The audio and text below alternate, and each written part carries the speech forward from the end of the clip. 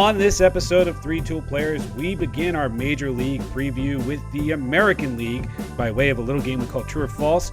And Brian loses his mind while he's on children's snacks. All this and more on this episode of Three Tool Players.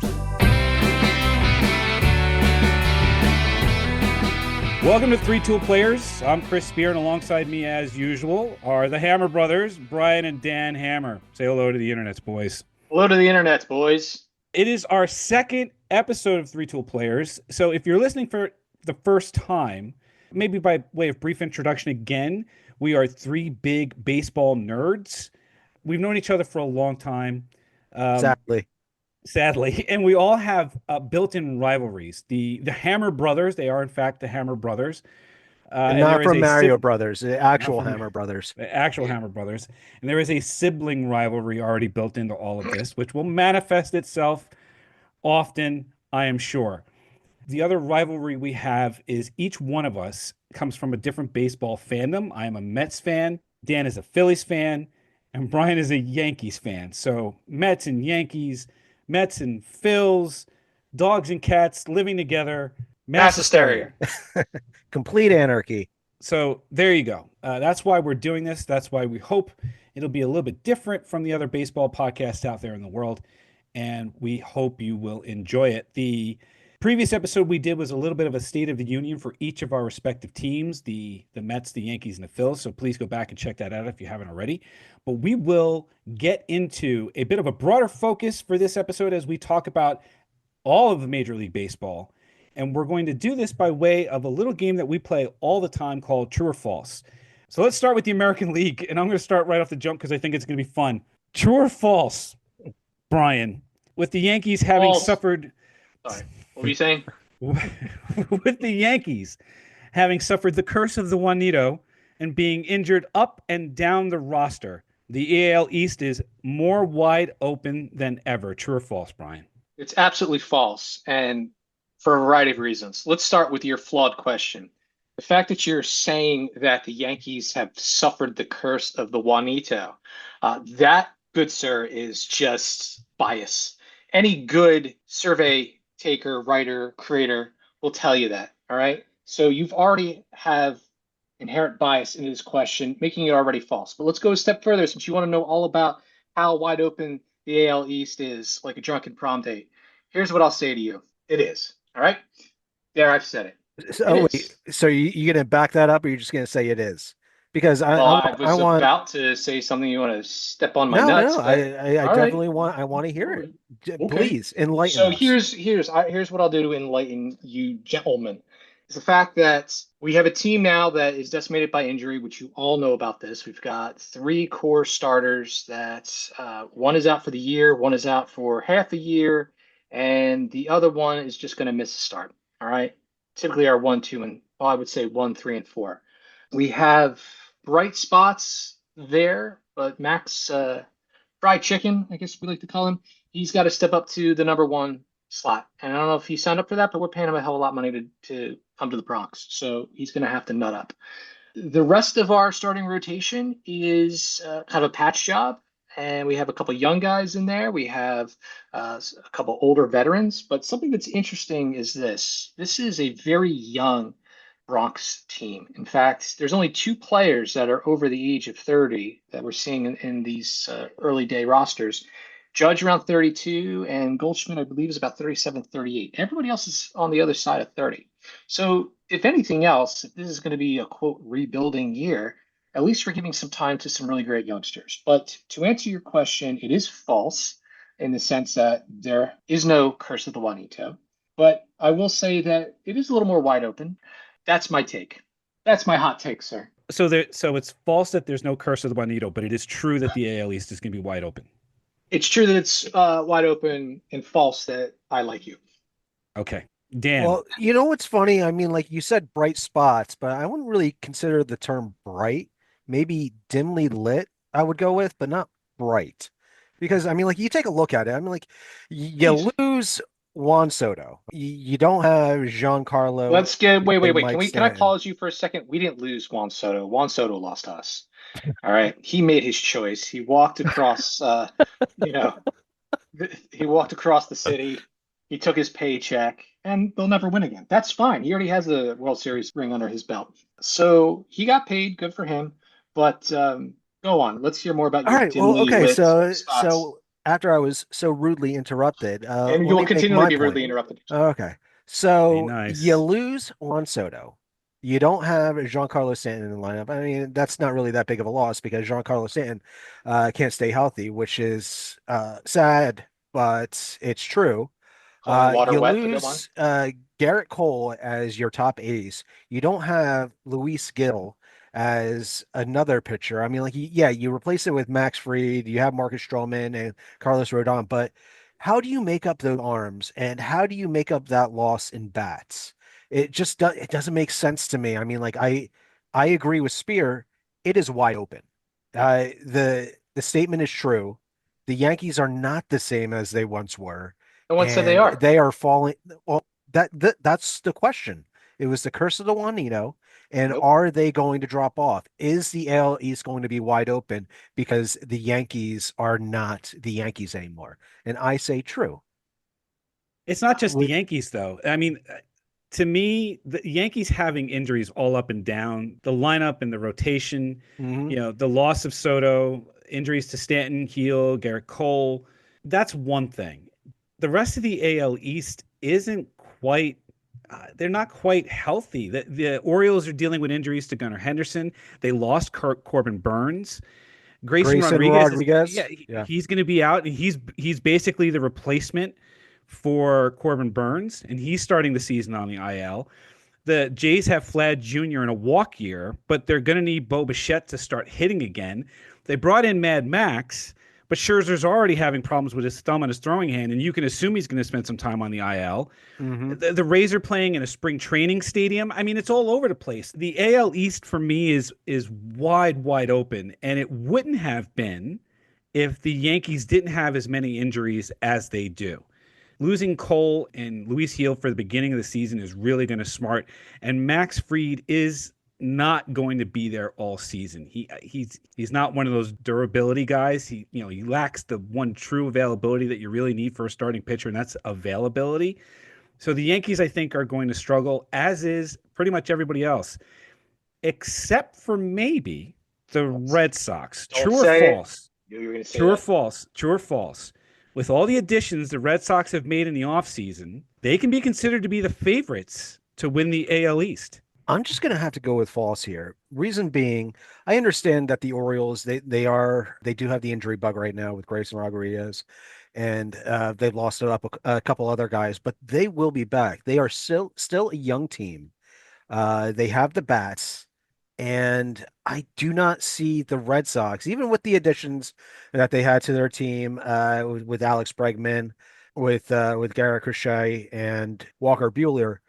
I don't see it. I do not see the Red Sox overtaking the Orioles this year. I think it's false. I don't think they're the favorites. And as much as I hate to agree with my little brother, I have to in this case. And I will say that it's not a love-hate thing against Boston, even though before they were able to get the monkey off their back in 2004, you'd walk into Fenway and the Yankees wouldn't even be in town. They'd be playing Cleveland and they'd, jump into a Yankee suck chant.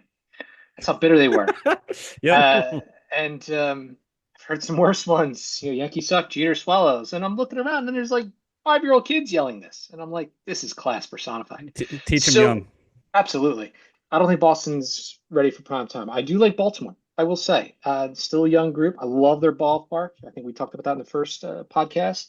And in fact, I would say in this case, they're going to do a little bit better than Boston. I think Boston's going to be pretty dangerous in a year or two if they get their act together.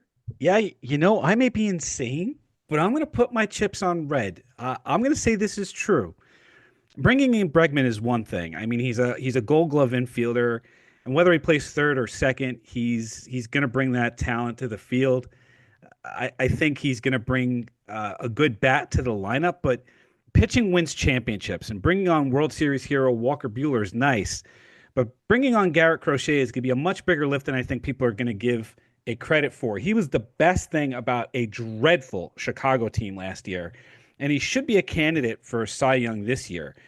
The other thing about the Red Sox, too, is their youth movement should help a lot. Christian Campbell and Roman Anthony are likely to play big roles this season. But the most interesting thing, and it's a big if, the most interesting thing is if Aroldis Chapman and Liam Hendriks can play up to what they've shown in the past. Liam Hendriks, in particular, needs to come back from that injury.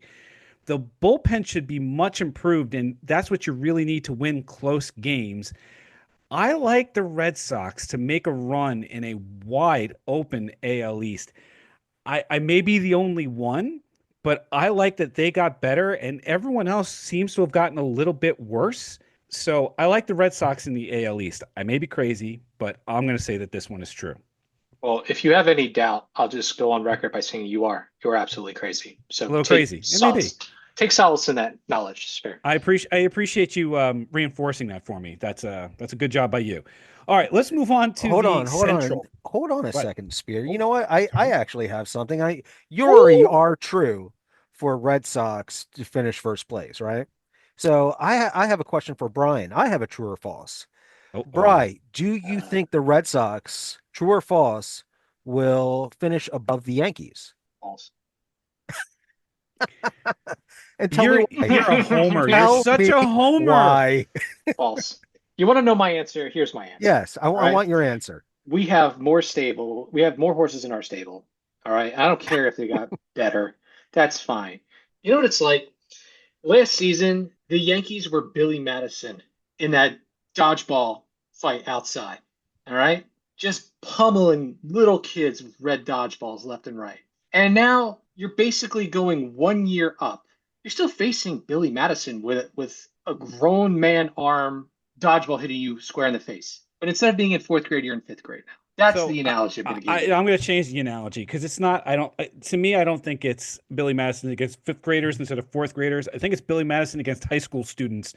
Billy Madison's going to get his ass kicked. No, he's not. Yeah. Yes, O'Doyle he is. rules. O'Doyle rules. O'Doyle totally rules. Yeah, This could be O'Doyle. the big O'Doyle. They are like Red Sox. I mean, they do have that Irish set. They do have the gingers. Straight up. They have the gingers in their fan base.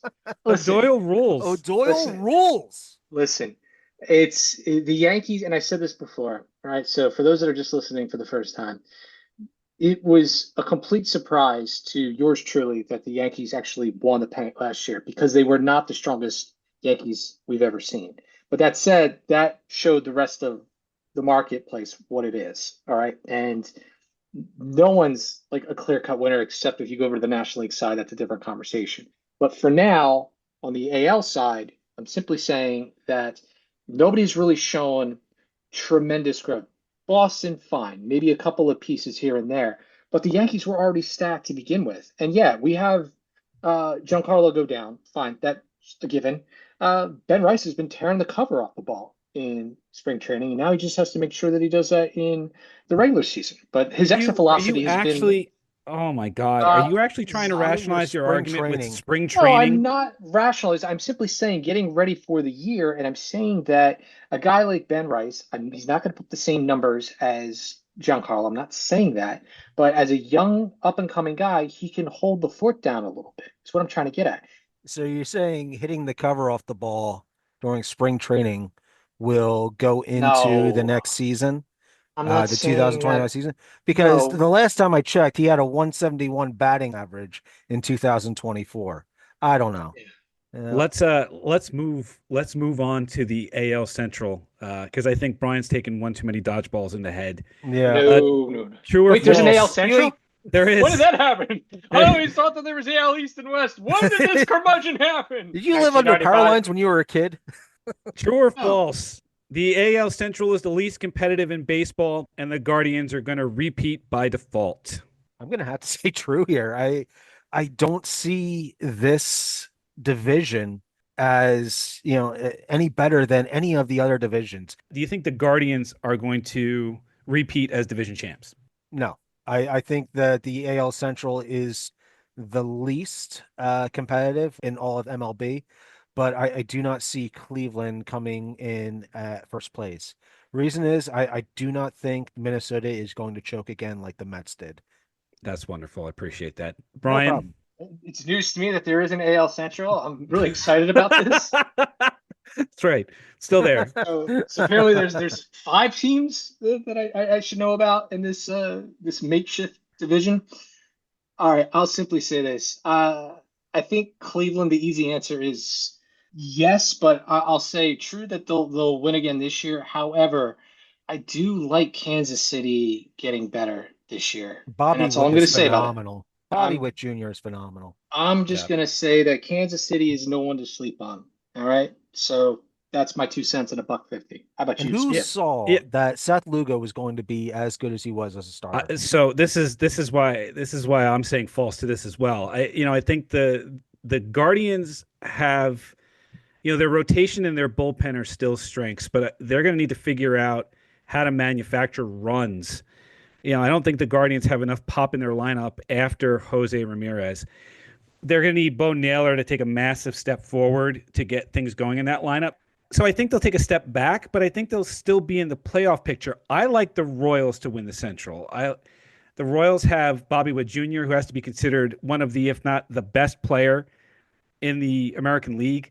Seth Lugo has turned himself into a really good starter, and that pains me to have to say that as a Met fan because he really, I mean, all he wanted to do was be a starter, and the Mets wouldn't do it. The Mets wouldn't stretch him out, and then they go ahead and they sign Clay Holmes, which forget it. Lugo's turned himself into a good starter. Cole Reagans needs to be included in the AL Cy Young conversation. So I like the Royals to win the AL Central. Baseball Prospectus has their Pacoda projections, and Pacoda likes the Twins in the AL Central, which brings us to true or false. The Twins are overrated and will let everyone down yet again. I'm going to say absolutely true. I don't know who this Pagoda guy is, but I'm going to tell you he knows his stuff, right? Hey, Pagoda, say something. Pacoda is an acronym, you dope. Pagoda, Picada. Let's call the whole thing off, Spear. Oh my Anyway, that's my God. time. Try the deal. Anyway, tip your waitress. I'm going to say this about the Twins. Yes, they're choke artists. And I will say this. Anytime we came across the Twins in the playoffs, the Yankees just, I mean, I don't know. We were just packing our bags for the next city, because we knew we were just going to just torch them. But let me ask this question, okay? And this is in all seriousness. We know the last time the Twins won was 91. Before that was 87, right? But ever since they've been out of the Metrodome, right? And now they're in, was it still Target City or Target Target Field, Field? yeah. Target Field. They have not been relevant since they went outdoors. They did win the division in 23. Did they win the World Series? No, but I'm just saying they That's they my were point. they were good. It's They all were or good enough nothing. to win. All or nothing. Oh, it's all or nothing with you damn Yankees fans. Indeed. Dan, what do you got? I'm gonna have to go false. I feel like they do have the bats. And taking a look at their lineup, they have Matt Wallner that's going to be leading off. He's going to play a full year. Hopefully, he doesn't get injured. But I mean, he has the strength. He can put up 25 to 30 home runs a year. Going down the line, Correa, if he comes back healthy, and Buxton, Ryan Jeffers last year was. I was surprised seeing how well that Ryan Jeffers did for the Twins. I mean, like he got the nod and he took it and ran with it. Pitching is somewhat suspect, but I do feel that the Twins, with their starting lineup, they could finish in first place. Yeah, so I'm going to say true. I think, after they won the division in 23, they regressed, and it's largely because their stars couldn't stay on the field. Correa couldn't stay on the field, Royce Lewis couldn't stay on the field, Byron Buxton. They all missed significant time, and they're going to need Buxton in particular to stay on the field. Bringing in Harrison Bader as a late game replacement or a spot starter should help if you're going to try to keep him healthy. But I can't rely on this team until they can show that they can do it for 162. I'll also say this. You say they have to be here for 162 games. Well, it doesn't start getting warmer in Minnesota until what, like middle of June. So that's third of your season gone. So good luck. Good luck with them showing up. Can't get those muscles all, warmed up and those creamy hamstrings, stretched out properly in bitter coldness in Minnesota. Minnesota. Suda. Oh yeah. All right. Let's move ourselves to the West, and I will start with this. True or false? with the Astros losing Bergman and Tucker and being fresh out of trash cans, the Astros will miss the playoffs for the first time in years. True or false, Dan? As much as it pains me to say it, I'm gonna have to say false. And the reason is because if you take a look at their lineup, I mean, like even though that they lost some key players in Kyle Tucker and Alex Bregman, they did get Christian Walker at first base, which was a great pickup. And then they have that rookie sensation that is coming up in Cam Smith. I feel like both of those players will fill in the loss of Kyle Tucker and Alex Bregman. Now, their pitching is always elite pitching. So it's not like they're going to drop off significantly. They did have some patchwork that they had to do with their lineup, but I feel like they have with Walker and Cam Smith I'm going to say true. I say they do miss the playoffs for a variety of reasons. because the Yankees are going to make the playoffs, right? Well, yeah, it's a given. I already gave you the analogy with Billy Madison, right? Jesus, but let me tell you what's happening here. I think they're going to miss the playoffs for a variety of reasons. One, they demonstrate a team that has not gotten better. They have gotten worse. Cam Smith, as you mentioned, I don't see him putting up the numbers to backfill what was lost. I like it. I like the guy. I think he's got talent. He's just not there yet. All right. At first base, they did a nice job there. I won't argue that. I'm not a fan of Altuve. I know he's talented. I don't think he's a stand-up dude, and rubs me the wrong way. So, as an objective baseball fan, I think that there's no longer a Cinderella story for them. The word is out on them, and I think that the heartbreaks are going to be coming for them very quickly. Yeah, I say true too. I think it's a bit of an end of an era with Bregman and Tucker leaving town, leaving Altuve as the last man standing from those teams that won those World Series out in left field. What I think it does is it leaves an opportunity for Seattle to step up into the playoff hunt. Mm-hmm. Seattle already had great pitching with Logan Gilbert as a Cy Young candidate. In fact, if you look, every one of the projected pitchers for Seattle is part of the betting lines on ESPN Bet for the Cy Young. It's ridiculous. So the pitching is there for Seattle. And like I said before, pitching wins championships. Julio Rodriguez is a budding star, and if the lineup can score runs, the Seattle Mariners are a playoff team. And I don't think you're going to get more than two teams coming out of the AL West, which brings me to my next one. True or false, the Rangers will win the AL West and should be considered the favorites for representing the American League in the World Series. I am going to say true with this. The Rangers have too much firepower. I do not see anyone competing with them other than the Orioles. The Orioles, even though they're not at the same caliber, they're still young. I feel like they're still inexperienced, and the Rangers being there at the World Series a couple years ago, I feel like are going to come out of the AL and be in the World Series. I have to say false just because of the way the question is structured here. You're saying that they'll win the AL West and should be considered the favorites representing the AL. So now you're not only saying that they're going to win, but now they have to also be the pennant winners. Who do you think is going to be the representation of the AL? The Yankees. Shut up. Oh Anyway, my God. what I'm here to talk to you about, is the Rangers. Listen, I think it's false because we started scratching at the door of Seattle, and I'm going to say something. I do like Seattle very much, especially all the reasons you mentioned, Spear. They have a scary, scary rotation, right? They got pitching up and down. Pitching wins championships. I agree with that statement wholeheartedly. And quite frankly, I see this as an opportunity too for Major League Baseball to also have what's the word I want to use here? Almost like another Cinderella story in the sense that Houston won their first World Series. There's only a handful of teams, and that's a show for another time. But Seattle's still one of those teams that hasn't won World Series yet, right? In fact, they haven't even been to the World Series. So this is one of those things where maybe some calls go their way here and there. Who knows, right? But all down the middle, belt high, ball. Right? So I'm going to say true, but it's a qualified true. It all comes down to Jacob deGrom. If deGrom can deGrominate, then this is a playoff team. But DeGrom hasn't shown the biggest ability is availability, and he has not shown his availability. He's been hurt a lot.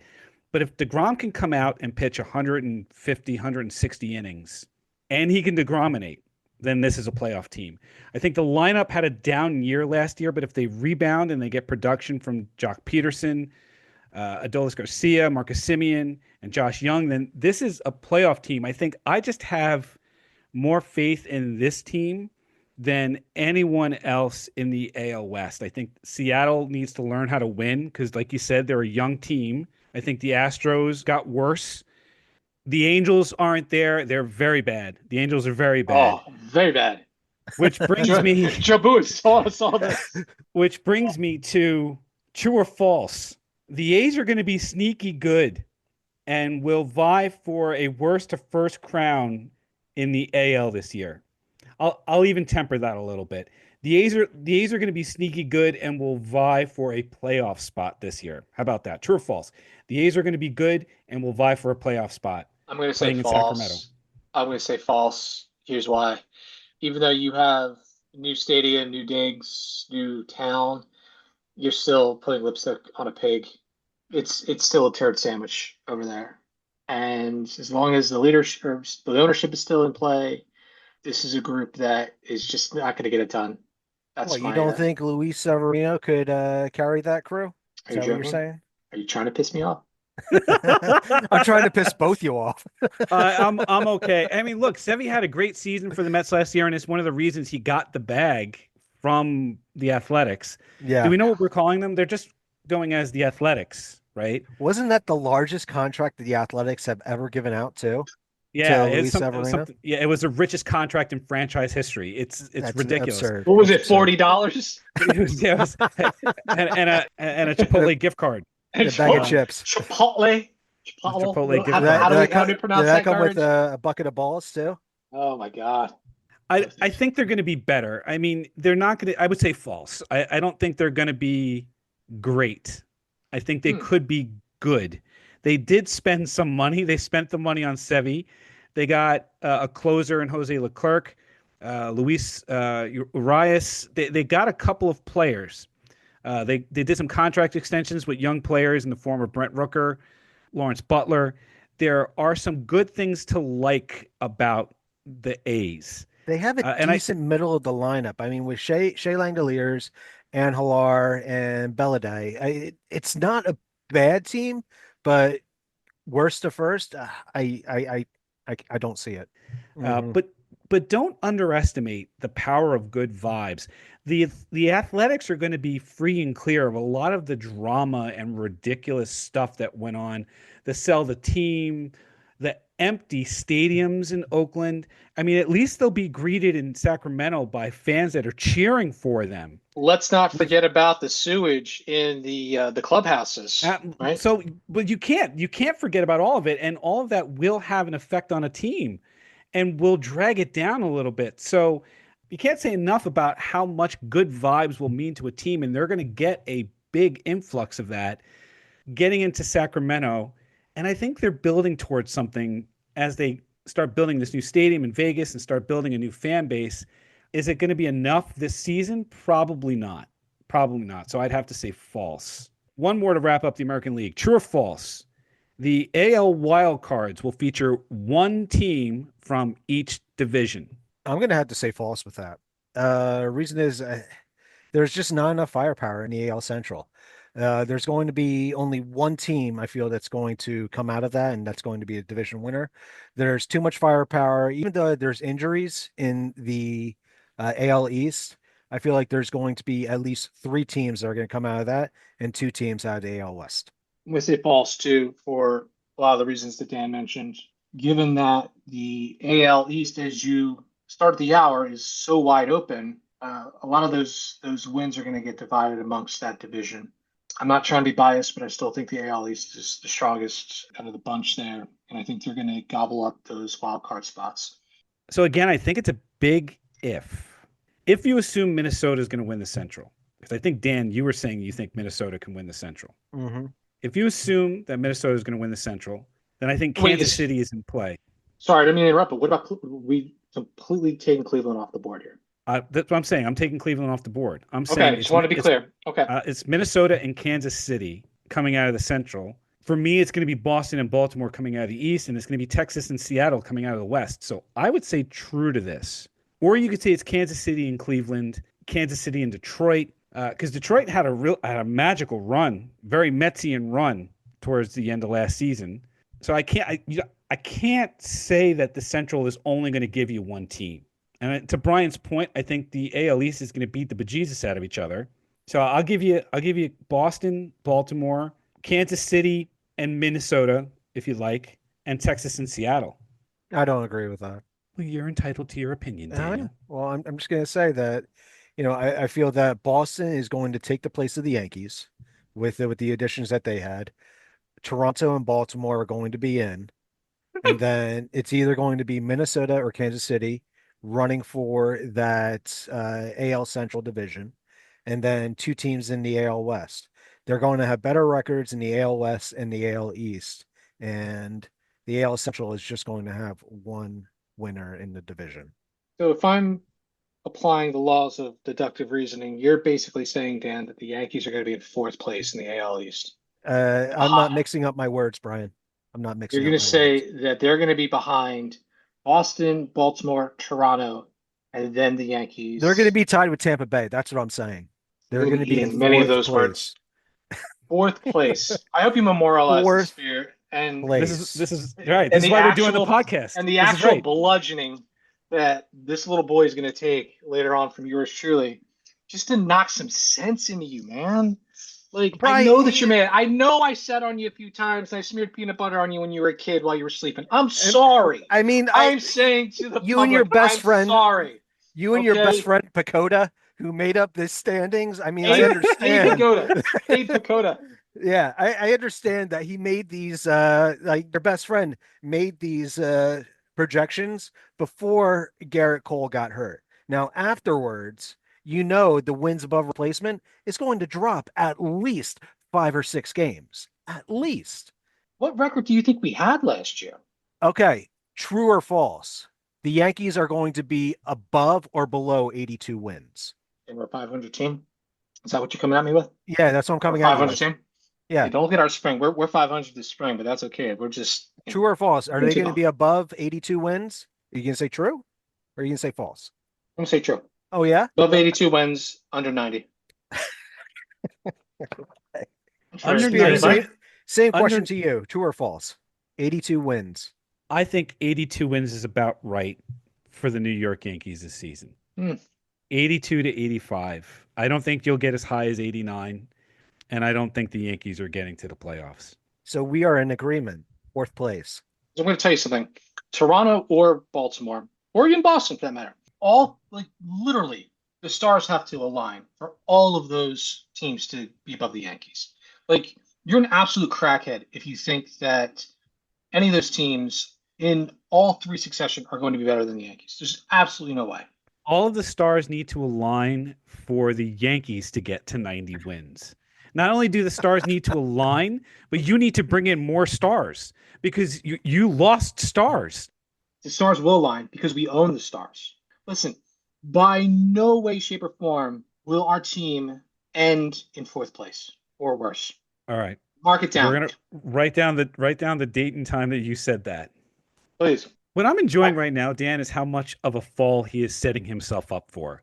That's the thing I'm enjoying the most about this is he's just setting himself up for the fall of a lifetime, and it's all being recorded. It's all going to be out on the internet. But I just love this. What I want to know is what type of happy tobacco are you on right now? Because I want some of that. It's called fruit by the foot. Want to have some? It's right over here. Fruit by the foot. It's amazing. So with that, we're going to wrap up our AL preview. I think Brian's lost his mind, so we're going to move on. Our next episode is going to be our National League preview, so make sure you check that out on either Apple Podcasts or on Spotify. And if you're watching and listening on YouTube, make sure you mash those like and subscribe buttons. We'd appreciate it. For both Brian and Dan Hammer, I am Chris Spear, and we thank you for listening to this episode of 3 Tool Players.